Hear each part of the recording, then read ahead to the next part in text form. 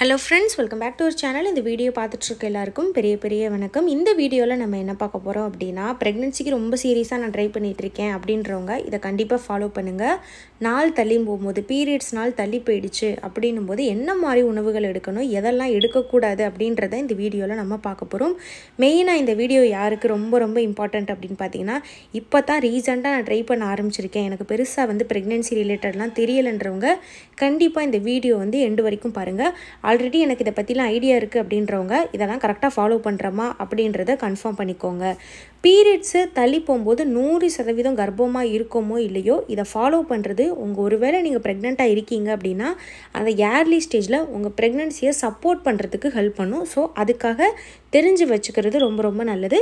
Early pregnancy நான் confirm பண்ணிட்டேன், எனக்கு டபுள் லைன் காட்டிருச்சு, இல்லனா ரெண்டாவது லைன் ரொம்ப லைட்டா தான் எனக்கு காட்டியிருக்கு, நான் வெயிட் பண்ணிக்கிட்டு இருக்கேன் கன்ஃபார்ம் ஆறதுக்கு அப்படின்றவங்களும் இத ஃபாலோ பண்ணலாம். சோ என்னென்ன அப்படின்றத இந்த வீடியோல பார்க்கலாம். எதெல்லாம் சாப்பிடவே கூடாது அப்படினு பாத்தீங்கன்னா ரொம்ப இனிப்பான உணவுகள் சாப்பிட்றாதீங்க, உங்களுக்கு பீரியட்ஸ் வர வச்சிரும்.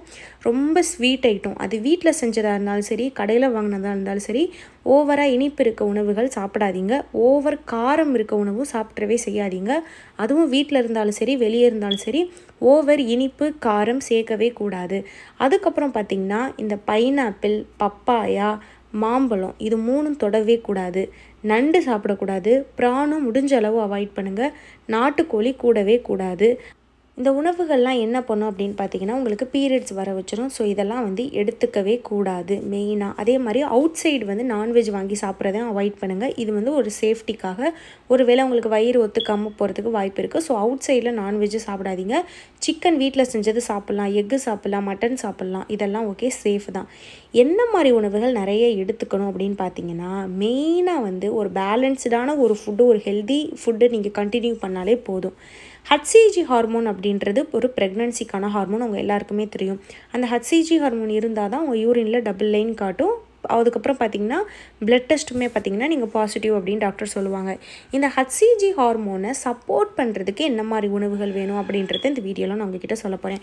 ஹச்சிஜி ஹார்மோனை டேரெக்டாக இது இன்க்ரீஸ் பண்ணும் இந்த உணவு அப்படின்னு இது வரைக்கும் எந்த உணவும் கிடையாது.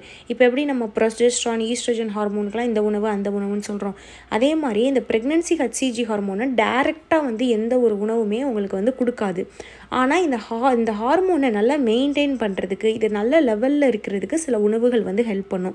அந்த மாதிரி உணவுகளை நீங்கள் நாள் தள்ளி போகும்போதே எடுக்கலாம். அது என்னென்ன அப்படின்னு பார்த்தீங்கன்னா ஃபோலிக் அதிகமாக இருக்கக்கூடிய உணவு, புரோட்டீன் அதிகமாக இருக்கக்கூடிய உணவு, ஒரு நல்ல ஹோல் கிரெயினாக இருக்கக்கூடிய உணவு, அதுக்கப்புறம் குட் ஃபேட்டுன்னு சொல்லுவோம்ல, குட் ஃபேட் இருக்கக்கூடிய உணவு, இதெல்லாம் நான் என்னென்ன அப்படின்றத சொல்கிறேன். அதுக்கப்புறம் ஃப்ரூட்டு, வெஜிடபிள்ஸ், இந்த மாதிரி ஒரு நல்ல ஒரு ஹெல்தி ஃபுட்டை நீங்கள் எடுக்கணும்.